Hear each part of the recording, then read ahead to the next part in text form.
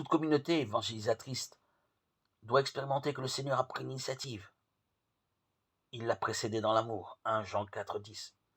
Et en raison de cela, la communauté doit aller de l'avant et prendre l'initiative sans crainte, aller à la rencontre, chercher ceux qui sont loin et arriver aux croisées des chemins pour inviter les exclus, pour avoir expérimenté la miséricorde du Père et sa force de diffusion. La communauté vit un désir inépuisable d'offrir la miséricorde. Osons un peu plus prendre l'initiative.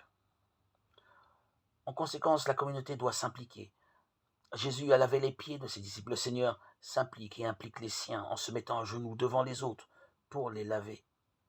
Mais tout de suite après, il dit à ses disciples, « Heureux êtes-vous si vous le faites » Jean 13, 17. Nos communautés, par leurs œuvres, leurs gestes, doivent se mettre dans la vie quotidienne des autres et raccourcir les distances. Elle doit s'abaisser jusqu'à l'humiliation, si c'est nécessaire, et assumer la vie humaine touchant la chair souffrante du Christ dans le peuple. Nous sommes des missionnaires par notre baptême, et nous avons ainsi l'odeur des brebis, et celles-ci écoutent leur voix.